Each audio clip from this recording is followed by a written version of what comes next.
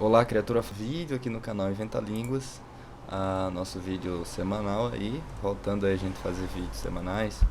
A gente vai comentar hoje, vamos comentar hoje sobre a polêmica do Felipe Neto em relação à abordagem de literatura clássica nas escolas. Mas eu acho que é importante a gente comentar aqui, na verdade, o interesse para eu comentar de novo esse tema foi porque eu vi esse tema de novo em alguns grupos que eu tô. E esse tema não de pessoas da literatura que fizeram, né?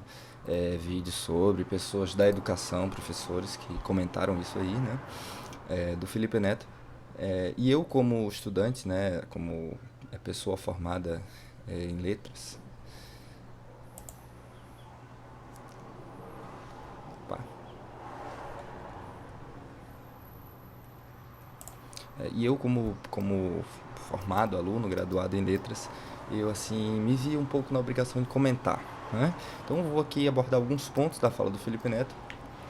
Não vou tentar rebater o argumento do Felipe Neto que é, a literatura clássica na escola só serve para afugentar os alunos, fazer com que os alunos fiquem de saco cheio da literatura, porque isso já foi feito assim de monte na internet. Eu quero comentar alguns pontos aqui que eu acho importante a gente falar sobre, tudo bem? Então, temos aqui uma matéria, né, desse portal aqui, o Estudante. E vamos para a fala do Felipe Neto. Deixa eu ver se vocês conseguem ver aqui. Deixa eu diminuir um pouquinho aqui a minha.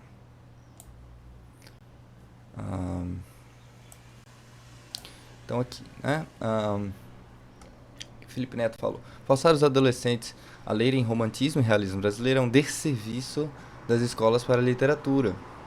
Álvares de Azevedo e Machado de Assis não são para adolescentes. E forçar isso gera jovens que acham literatura um saco, né? Então aí o Felipe Neto escreveu isso na sua conta do Twitter, tá? Muita gente comentou. Bom, primeira coisa que eu quero falar alguns aspectos interessantes da fala do Felipe Neto, algumas consequências que isso gera. Primeira coisa que escapa um pouco dos palpiteiros profissionais de internet, como é o caso do Felipe Neto, que comenta sobre tudo, né? E como em todo caso de pessoa que comenta sobre tudo, há uma grande possibilidade dessa pessoa não saber de nada do que ela está comentando, né? Mas como isso vale para todos os palpiteiros de internet, tá? Isso foge a todos eles.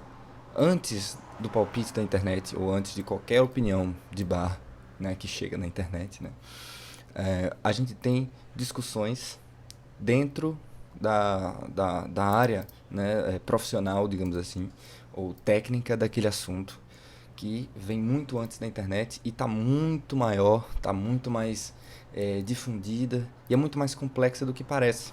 Tá? Então, a respeito dessa questão da literatura, por exemplo, de como abordar a literatura, de como fazer os alunos do ensino médio, adolescentes do ensino médio, se interessarem por ler, né? Que isso é uma coisa importante, né?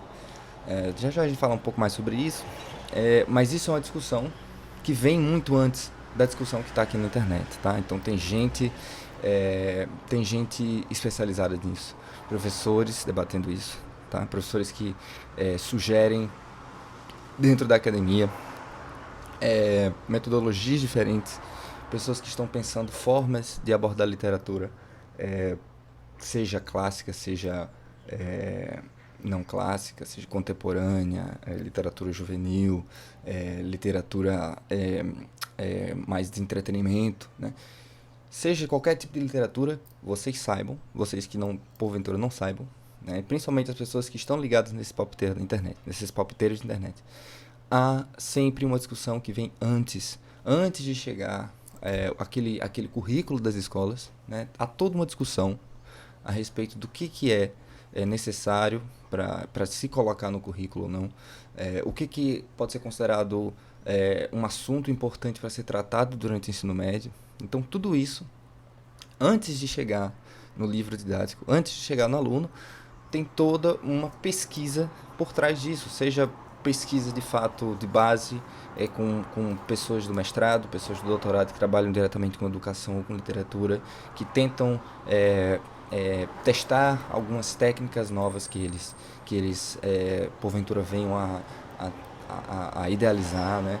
E isso é um conhecimento que vem sendo construído.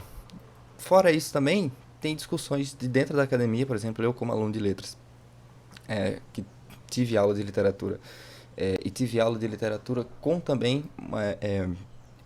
com alguma abordagem diretamente direcionada ao ensino, por exemplo. Há também essa discussão de dentro das pessoas que estão em formação, tá? Pessoas que, por exemplo, eu sou formado em letras, eu tenho formação para dar aula de literatura de língua inglesa e aula de língua inglesa, né? Então, dentre essas pessoas que estão nessa formação, há também essa discussão de como você abordar esse tipo de literatura, tá? Aliás, como abordar a literatura, como chegar nas aulas, que tipo de metodologia a gente usa, né? Então, há uma discussão imensa sobre isso. Por isso que eu não, nesse vídeo aqui, eu não quero diretamente rebater, né? Eu vou apresentar uma das discussões que a gente tem dentro da nossa formação, tá? Isso aqui, eu não quero dizer que esse tipo de discussão não cabe a ninguém, tá? É, o que eu tô querendo falar aqui, você que tem uma opinião, e você quer demonstrar sua opinião na internet, não tem problema nenhum você dizer o que você acha do ensino de línguas, do ensino de literatura nas escolas, isso aí não tem problema nenhum. O problema é esse tipo de afirmação aqui, tá? Que desconsidera todo um trabalho que vem muito antes, né, de qualquer palpite na internet, e que é feito desde a pesquisa de base até a formação dos alunos profissionais de letras, dos professores profissionais de letras. Enfim, você desconsidera tudo isso, né, e você diz assim, ó, é um problema e é errado forçar os adolescentes a estudarem isso, tanto porque uma pessoa como ele é uma pessoa muito influente, né, uma das pessoas mais influentes da internet, e que também, por trás disso, há todo um senso comum de que o estudo da literatura clássica é algo inútil, tá?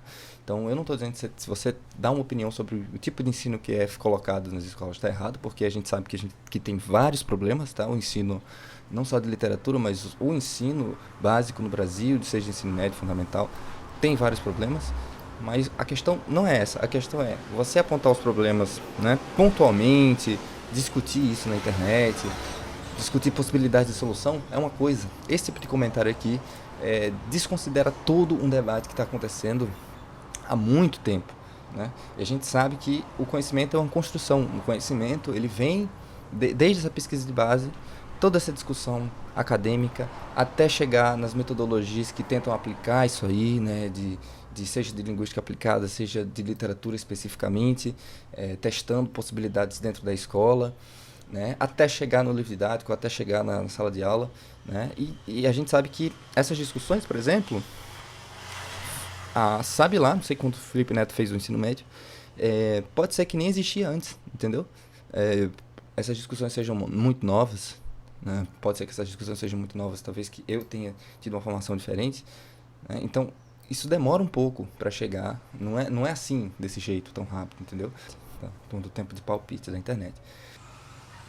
Bom, feito o meu ponto aí, esse é o primeiro ponto, tá? Dizer que antes de qualquer palpite na internet, antes de qualquer opinião de bar lançada na internet, há toda uma discussão séria no ambiente acadêmico, no ambiente de formação de professores, para tentar melhorar esse cenário. E a gente tem várias dificuldades, tá? A escola faz o que está no limite dela para fazer, mas a gente sabe que tem vários desafios que extrapolam o ambiente da escola, que extrapolam as possibilidades do professor de fazer alguma coisa, tá? Seja no ambiente familiar da pessoa, seja nas condições financeiras da pessoa, seja no próprio ambiente midiático em que ela está ali circunscrita, né? A gente sabe que as tecnologias da informação hoje influenciam muito para o tipo de recepção que as pessoas têm para texto, né? As pessoas estão hoje muito menos dispostas a passar meia hora, 40 minutos, uma hora diante de uma página lendo, né? De várias páginas lendo, né? Uma coisa que exige muita concentração, exige muito esforço, é uma prática, tá? Não é uma coisa mística de que pessoas muito elitizadas, muito cheias de cultura conseguem fazer. É uma prática.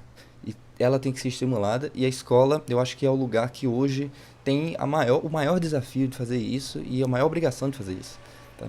Então, o nosso dever aqui é tentar ajudar, criticar os pontos que estão sendo feitos de maneira inadequada, né, ao nosso ver, mas tentar colaborar com esse processo, né, e identificar que existe esse processo. Esse foi o meu primeiro ponto. O segundo ponto é que uma das discussões que a gente tem na nossa formação, né, de como abordar a literatura, é, por exemplo, que eu não sei quando o Felipe, que eu falei, não sei quando o Felipe Neto foi formado, né, no ensino médio, mas uma formação tradicional de literatura que a gente pode achar no ensino básico é aquela abordagem que tenta mostrar as escolas, né, como ele falou, ele citou aí o realismo, o romantismo, citar as importâncias das diferentes escolas, até falar sobre um pouco sobre a vida do autor, fazem isso, para depois ir para o texto, né?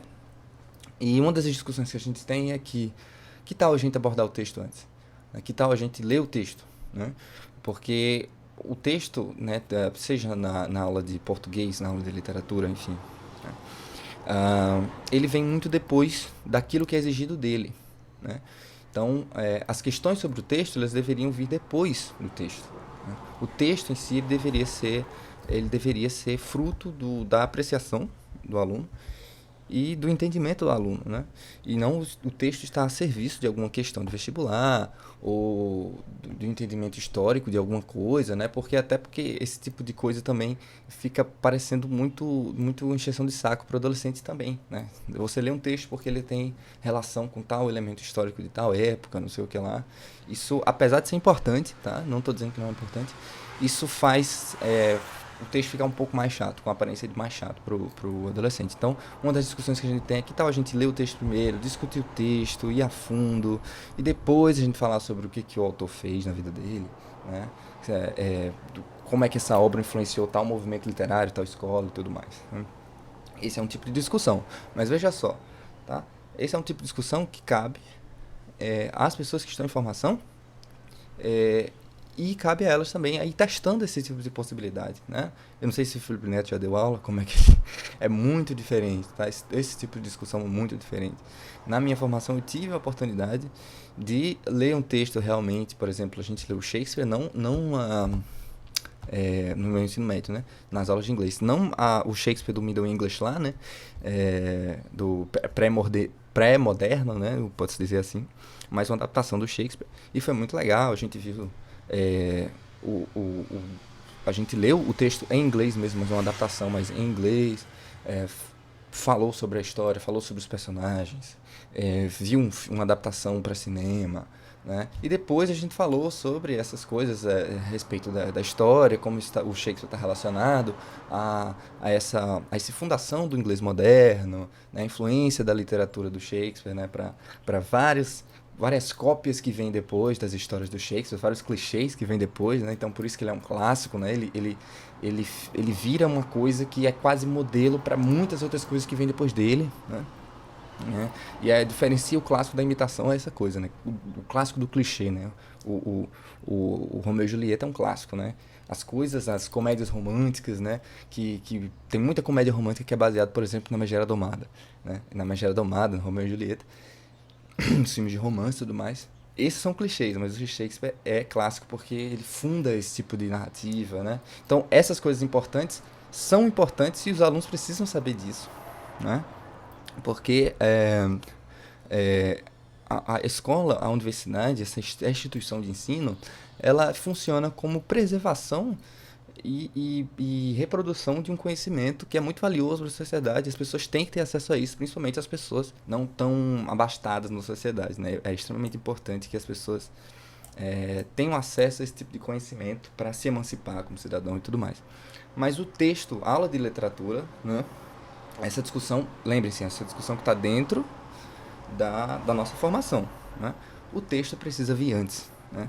O interesse pelo texto, pela matéria do escritor, precisa vir antes, e depois essas discussões elas funcionam até como um motor, né? Uma motriz de maior interesse pelo texto, né? Os alunos até se interessam mais depois de ler novamente, de procurar sobre a vida do autor, de procurar todas essas mudanças, né, causadas pelo texto.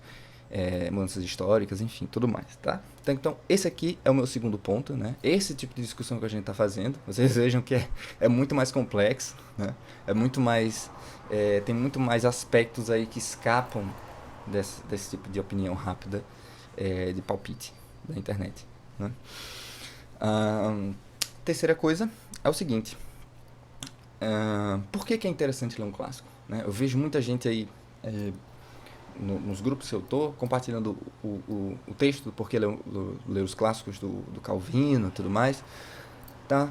Mas uma coisa até que também pode ser uma discussão dentro da academia, pode ser uma discussão que a gente pode levar para a escola, a gente tem uma noção muito interessante do clássico, né? E uma concepção muito ahistórica, muito descolada do movimento real da história, tá? Porque se você pensar no romance, né, o romance hoje ele é o gênero textual mais lido, né? O gênero se a gente for falar de literatura, né, o romance ele é o campeão, né, assim, é o mais difundido, né, o que é mais conhecido e tudo mais, é o romance, tá? Mas nem sempre foi assim, né? E as aulas de literatura também servem para isso, senhor Felipe Neto, né? Esse tipo de conhecimento ele precisa ser apossado pelo aluno. A discussão é como é que a gente trata disso da maneira que interessa o aluno, né? E não é jogando palpite na internet e reproduzindo senso comum desse jeito que a gente vai conseguir mudar alguma coisa. Mas esse entendimento histórico, né, é extremamente importante. Antes do romance, a gente teve aí vários gêneros literários que eram os aclamados, que eram os de verdadeiro sucesso. A gente teve a epopeia, né? A gente teve poemas, a poesia como gênero literário. Isso está sempre relacionado aos momentos históricos, né? Ao público que tinha acesso a esse tipo de texto, né? Para quem esse texto era escrito. Por exemplo, a Eneida, ela foi feita por encomenda, né? Por encomenda de pessoas muito poderosas, né? Porque a gente tinha que se vangloriar, né? Aquelas pessoas do Império Romano, a grandiosidade do Império Romano. Então, esse tipo de coisa, quem é que ia ler, né? Quem é que ia ler esse tipo de texto? Para quem esse texto era destinado? Isso está sempre ligado aos movimentos históricos, né? Durante a época do século XVII, o teatro era o gênero difundido, né? As pessoas iam, assim, não o teatro escrito, mas o teatro apresentado mesmo, né? Você tinha todo aquele espetáculo em relação ao teatro, as pessoas tinham acesso, né, publicamente. Então, para o público em geral, agora o público que consumia esse tipo de texto não era mais circunscrito a uma classe só, mas muita gente tinha acesso, então o teatro era largamente conhecido. Então, esse tipo de coisa ele deve ser trabalhado sim, é um conhecimento que deve ser apossado do aluno, ele deve conhecer, né? A gente tem maneiras de discutir isso e a gente vem discutindo isso, né? O problema é que nós precisamos de ajuda, nós precisamos de apoio, né? As pessoas precisam se apossar do que está acontecendo dentro das escolas, do que está acontecendo dentro das universidades. Não é fazendo uma crítica dessa, né? Mas enfim, tá? E o que eu queria falar sobre o romance é o seguinte, quando o romance surgiu, né? Lá no século... no século XIX, né? Aliás, no século XVIII, né? No século XVIII, a marca do início do romance, tem vários elementos históricos que explicam por que o romance tomou conta das coisas, tá? Eu vou falar aqui sobre duas coisas, tá? Primeira coisa, enfim, quando o romance surge lá no século XVIII, né, as pessoas que agora estavam tendo acesso, por exemplo, às mídias de comunicação, tá? As mídias de comunicação foram extremamente fundamentais para o estabelecimento do romance como um gênero muito difundido. O jornal, principalmente, os periódicos, tá? Porque quando a burguesia, né, assume essa dominância, né, de classe, você tem toda uma mudança estrutural nos tipos de veículos de comunicação. O jornal, por exemplo, ele passa a ter impresso vários anúncios ali, né? E aí se consegue baratear o preço do jornal. Muitas pessoas agora começam a ter acesso, principalmente as pessoas de classe... principalmente as pessoas que não tinham acesso antes a esse tipo de conteúdo. E aí, dentro do jornal, você tem a possibilidade de ter um tipo de literatura que atinge a maior parte das pessoas. Tá? Isso foi até criticado na época por pessoas que achavam esse tipo de literatura, né, sempre tem isso, literatura de baixo nível e tudo mais. E aí eu queria dar um exemplo aqui para vocês. Esse livro aqui, ó, Memórias de um Sargento de Milícia, um livro clássico hoje, né, do Manuel Antônio de Almeida. Ele foi publicado nesses esquemas de periódicos em que um capítulo é publicado em cada periódico, né? E aí o romance todo era vendido depois, né, num compilado, né? Mas assim, a população, né, as pessoas que tinham acesso, né, principalmente as mulheres, enfim, não era todo mundo, obviamente, né, porque a gente sabe que o Brasil viveu em vários contextos diferentes. As pessoas que tinham acesso a esse tipo de mídia eram pessoas diferentes. Mas enfim, as pessoas que tinham acesso a isso liam de forma como se fosse uma série da Netflix, né? Assim, a gente lia um capítulo, aí esperava a próxima edição do jornal para ler o outro capítulo. Então, o próprio livro ele foi pensado num esquema que desse para atingir uma maior possibilidade de público através desse tipo de estrutura, né? Então, fazer com que o autor, ou com que o leitor se interesse para ler o próximo capítulo. Então, a gente, nesse tipo de narrativa, que é muito engraçado esse livro, que eu recomendo para vocês lerem depois, esse livro ele foi escrito numa estrutura em que a pessoa se interessa depois para ler de novo o próximo capítulo, ler de novo o próximo capítulo e tal, né? E, pasme, tá? Um dos livros... esse aqui é o Pamela, né? Virtual Rewarded, do Samuel Richardson, né? Um livro do século XVIII. Ele é considerado o primeiro romance, né? Um dos primeiros romances. Alguns autores consideram ele como o primeiro romance, alguns consideram como um dos primeiros romances, tá? Tem o Robinson Crusoe, mas, enfim. Pamela, extremamente clássico. Ele, pra mim, assim, esse livro aqui, a gente leu lá na literatura da Cruz de Letras, ele, pra mim, é uma novela mexicana. Ou uma novela da Globo, enfim, tá? Muitas coisas interessantes surgiram com esse livro. E era uma literatura do povão, tá? Tanto Memórias da Sargento de Milícias como Pâmela, tá? Eram literatura do povão, tá? Do povão. Depois vai se tornar clássico porque, né, você tem todo esse estabelecimento de novas formas de escrever e tudo mais. Mas isso aqui é uma literatura para atingir o público, tá? Para atingir o público. E isso aqui também, Pâmela, ela foi escrita em cartas, tá? Extremamente inovador esse tipo de escrita aqui, tá? Tanto por escrita em cartas, né? A personagem escreve cartas e a partir dessas cartas você vai acompanhando o que vai acontecendo no livro. Como também para essa estrutura também, que também tem no Memória de Sargento de Milícias, que é para essa forma de ser publicado no jornal, né? Para aproveitar essa forma. Então o autor sempre deixa ali no finalzinho aquela coisa da novela da Globo, acho que Avenida Brasil, né? No final tinha aquele pam, ficava tudo preto e branco e tudo mais, que é aproveitado nas novelas mexicanas também. Então no final de cada capítulo sempre tem alguma coisa assim, nossa, o que vai acontecer agora? O que vai acontecer? Então esse tipo de estrutura é o que as séries de Netflix fazem também, né? Obviamente tem coisas diferentes, porque hoje na série de Netflix você tem... as pessoas assistem de uma vez só, mas tem também esse elemento de deixar a pessoa querendo saber o que vai acontecer no próximo capítulo, né? Então isso surge aqui, né? Nesse tipo de narrativa, né? A narrativa do romance clássico, né? E tudo mais, né? E lembrando que o romance ele não era essa coisa aclamada toda, clássica que existe como é hoje, né? O romance ele se tornou muito depois, isso aqui era a literatura do povão, tá? Outra coisa, sim, não seria interessante mostrar para os adolescentes esse tipo de coisa? Que uma forma que a gente tanto conhece hoje de séries, né? Na verdade surge nesse tipo de narrativa, né? Que hoje é considerado muito clássico, né? E por fim, eu queria dar uma sugestão aqui para o Felipe Neto, não sei se ele já leu. Esse conto aqui do Machado de Assis, tá? Que ele falou do Machado de Assis, né? Um apólogo, tá? Para aquela sugestão que a gente fez no início do vídeo sobre como abordar textos e tudo mais, não seria interessante ler esse texto?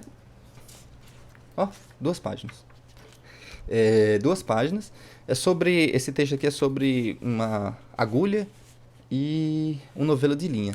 A agulha, aí o Machado de Assis aqui faz todo, é uma coisa fantástica, né? Um conto fantástico. A agulha faz todo o trabalho de costurar um vestido que vai ser usado numa festa, mas quem vai, né, para a festa, né, aproveitar a festa é a linha, a linha do novelo, não é a agulha, mas a agulha fez todo o trabalho. Olha só que interessante, que tal se a gente lesse esse conto aqui com os adolescentes, né? Depois discutimos os aspectos fantásticos, o que o autor usou, mas primeiro a gente lê isso aqui e discute com os adolescentes, né? Você já foi a linha de alguém, esse tipo de coisa, né? Seria muito interessante e tudo mais.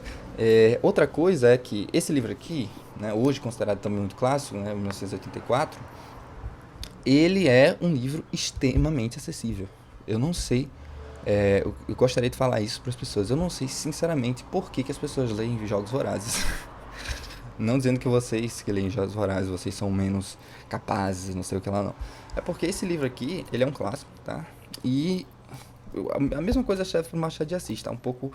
é, esse conto aqui que eu falei, não, mas assim, Machado de Assis é conhecido por ter uma linguagem muito rebuscada e tudo mais. Mas assim, não vejo tanta diferença, tá? De compreensão mesmo, né? É só você. É aquela coisa que a escola tem que trabalhar, concentração, né? Você não pode deixar passar coisa. Ah, você lê uma coisa aqui, ah, não entendi, passa. Não, vamos, né, calma e tudo mais. Isso tudo tem que ser trabalho pelo professor. Mas esse livro aqui, ele é extremamente acessível, tá? E as pessoas ficam. Eu vi muito comentário sobre isso nas internets, né? Ah, muito difícil, não sei o que lá. E as pessoas leem Jogos Vorazes, leem Divergente, não sei o que lá. Tudo surge aqui, gente.